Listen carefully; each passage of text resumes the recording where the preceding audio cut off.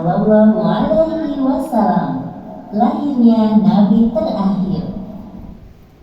Ribuan tahun lalu, Mekah hanyalah sebuah lembah di tengah padang pasir, tempat persinggahan para kafilah dagang yang kemudian diubah menjadi sebuah kota di masa kekuasaan Nabi Ismail alaihissalam. Kota Mekah juga menjadi saksi atas lahirnya Khatamul Anbiya, penutup para nabi. Beliau adalah Muhammad bin Abdullah.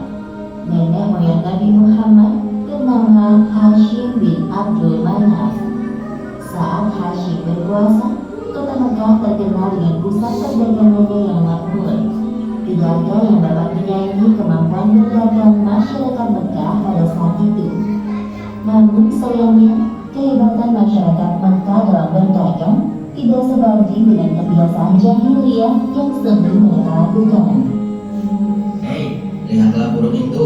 Sedari tadi ia terbang di atas kepalaku, lalu berbelok ke arah kiri.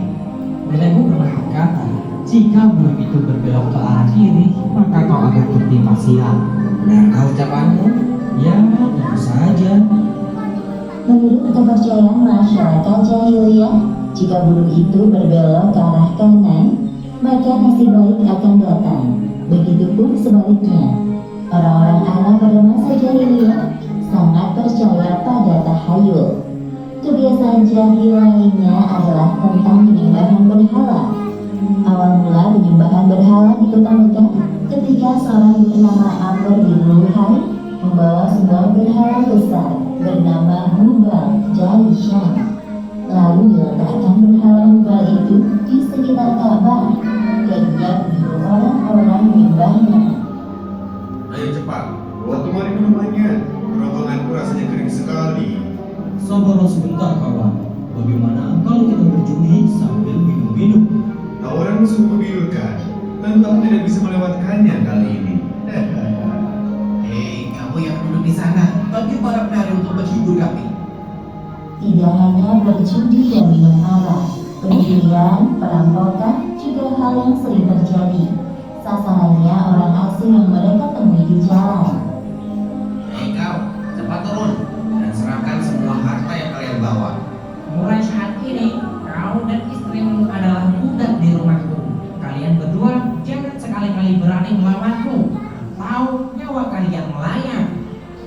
Tak terasa tahun demi tahun berlalu dengan cepat. Kepemimpinan Hashim digantikan oleh pemimpin yang lebih muda dan berkompeten di saat usianya telah lanjut. Sebelum beliau meninggal, Hashim mewariskan banyak sekali harta kepada Abdul Muthalib. Wahai keponakanku, semua ini adalah harta milik ayahku. Kau pantas mendapatkannya. Terima kasih, wahai paman. Aku akan menggunakan semua harta peninggalan ayahku untuk kebaikan. Saat ini, Abdul Muthalib berperan sebagai si kaya, yaitu orang yang bertugas menyediakan air dan makanan bagi pengunjung Ka'bah.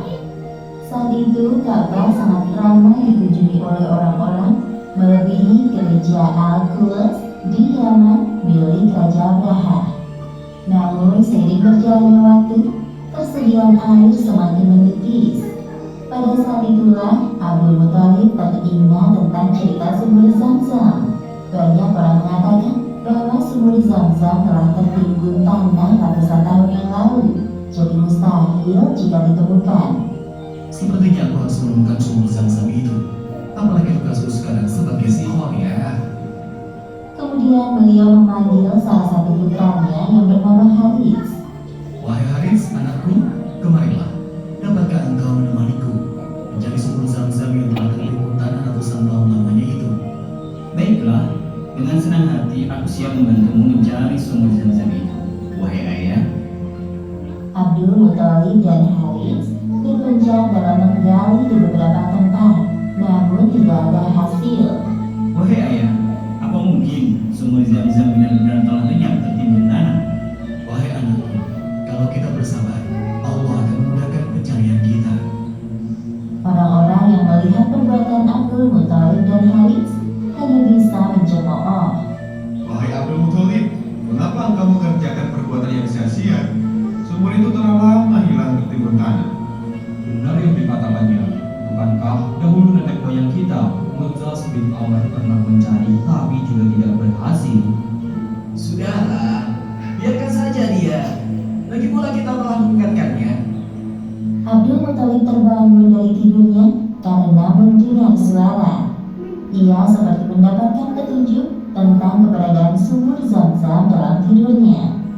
Keesokan harinya, dengan penuh semangat, Abdul Muthalib dan Harits kembali menggali di antara berhala Ishaq dan Naila. Tiba-tiba air memancar. Ayah, lihat, ada air. Alhamdulillah, ayo Harits, gali terus.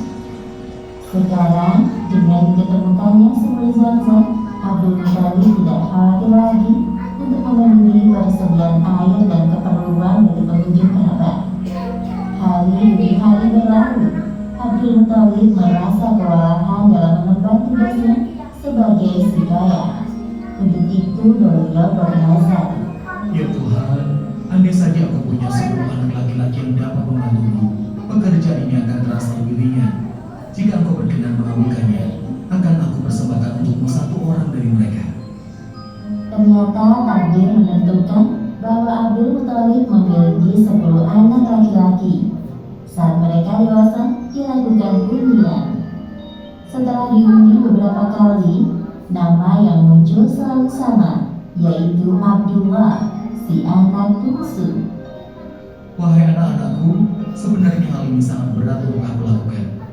Baby Happy Stuff and Comfort Special Cream Foundation yang terbaik untuk anak.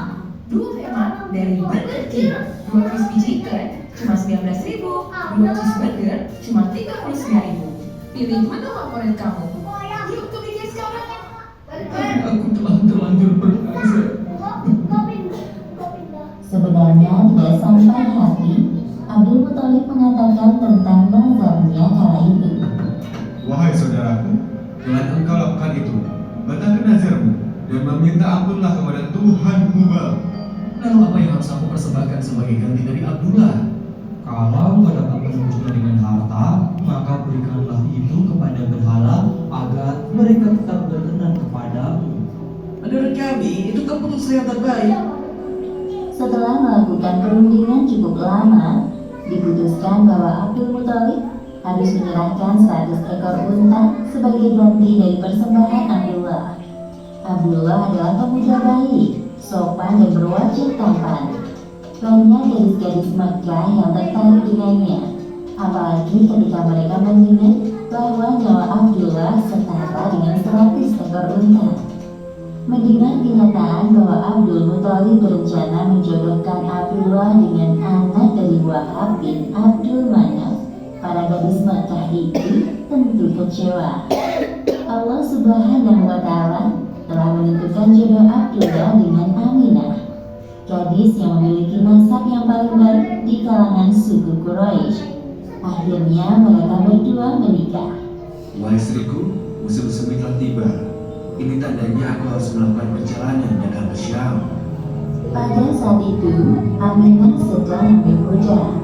Jika itu memang kewajibanmu, pergilah wahai suamiku.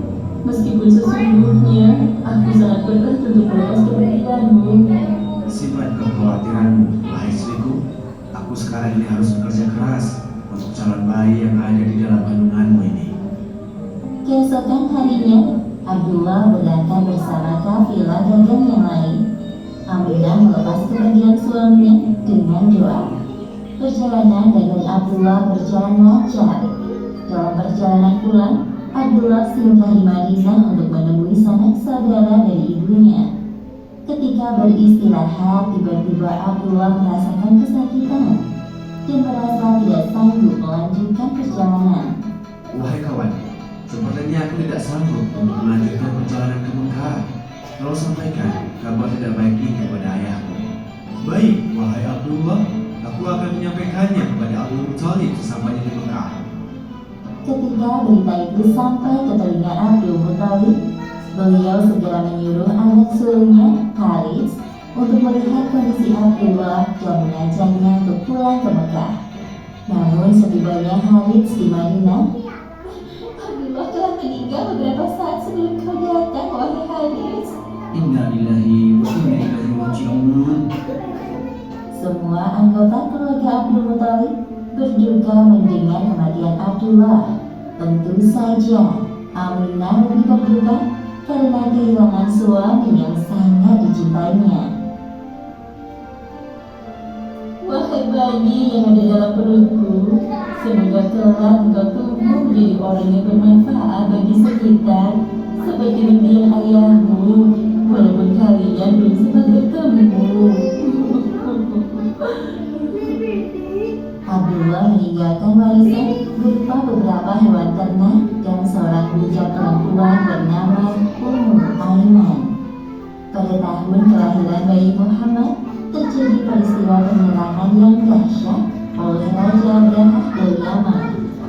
Saat itu Makkah dipimpin oleh Abdul Muthalib. Raja Abraha berniat untuk menghancurkan Ka'bah karena merasa iri dan tersaingi dengan kemasyhuran Ka'bah. Namun Allah Subhanahu wa Ta'ala menggagalkan penyerangan Abraha beserta pasukan gajahnya. Tepatnya pada hari Senin, tanggal 12 Rabiul Awal tahun 571 Masehi, Aminah melahirkan bayinya.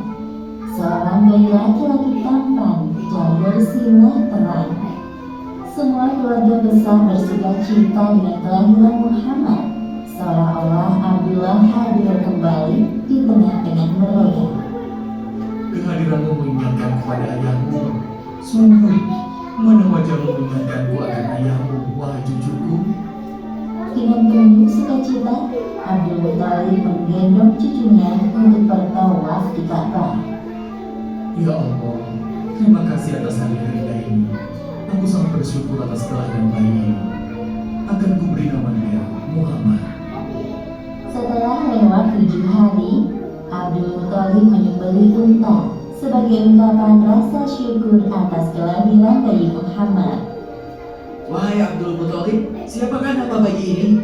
Aku memberi nama Muhammad. Semoga kelak bayi ini menjadi orang yang terpuji dimanapun ia berada.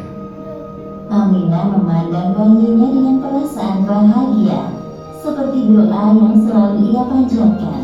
Allah Subhanahu wa Ta'ala telah menakdirkan Muhammad menjadi orang yang berpengaruh dalam mengubah sejarah dunia, seperti yang disebutkan dalam Al-Quran surat Al-Anbiya ayat 107.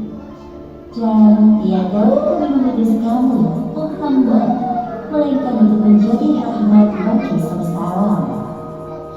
Demikianlah akhir kisah lahirnya Nabi terakhir Muhammad Sallallahu Alaihi Wasallam.